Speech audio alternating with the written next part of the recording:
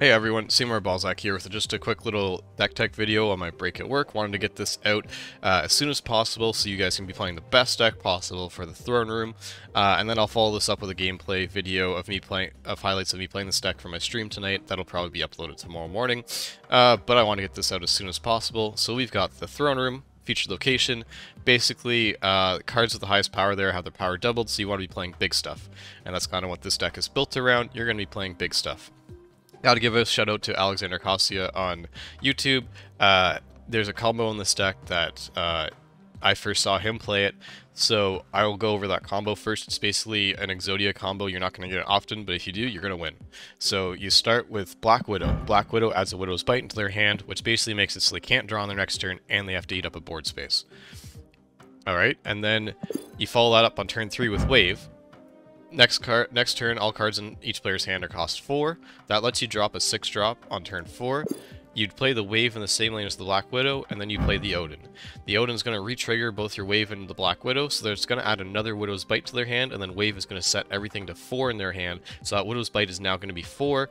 So either they have to just spend their whole turn playing a Widow's Bite, or they don't drop Widow's Bite and they miss the draws on 5 and 6, which is the more likely outcome. That's most likely what they're going to choose. So now they've only drawn 6 cards compared to your 9. Huge advantage. You should be able to win that game outside of just some insanely bad luck. So it's kind of like an Exodio combo. I actually didn't get this combo in an hour and a half of testing this deck last night, but I still had a very good win rate without testing it. So the deck still like absolutely functions without it. It just wins you the game if you get it, basically. So now, outside of that combo, you've got some value, mess with your opponent's hand, 1-drops. You've got Iceman, give a card in your opponent's hand plus 1 cost. And you've got Korg, you put a rock in their deck. So those, along with Black Widow, kind of fit the theme of mess with your opponent's hand, mess with their draws, right? And then you've got Green Goblin here.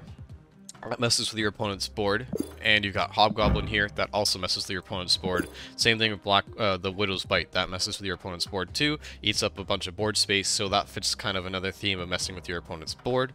You got Jubilee here, which is a backup plan. If all of your 6-drops are in your deck, so you've got nothing to wave, you Jubilee, you pull something out. At the same time, you have Chavez, which will always be in your deck, so if you have to play a desperate Jubilee, you've always got the ability to pull out a Chavez.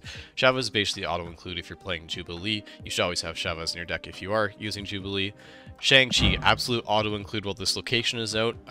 People are going to be playing big stuff. Shang-Chi blows big stuff up, and it'll be a huge swing on the throne room.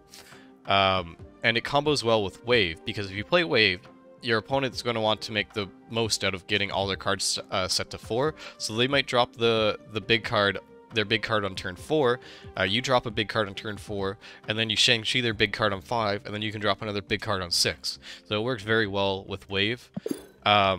At the 5 slot, I did mention I have Hobgoblin, but this is actually a replacement card for me. If I had Taskmaster, I would absolutely be playing that card, because Taskmaster it basically acts like another 6-drop in this deck, right? It copies the power of the last card you played, so you Wave on 3, you Hulk on 4 as an example, and then you Taskmaster on 5, you basically got another Hulk, and then you can like Magneto on 6, and you basically just went 6-drop, 6-drop, 6-drop. Right now, the way this deck is built, the only way you can play 3 6-drops is Wave, Odin, 6-drop, 6-drop. Taskmaster gives you a second way to get 2 6-drops out, hugely consistent. And then you got the big boys Hulk and Magneto. Don't need much to say about them, they're just big boys. And then Chavez is just there for consistency, as I mentioned. You want to draw your combo before turn 6, so you need to draw them even earlier, so Chavez helps you do that, and gives you something to play for Jubilee.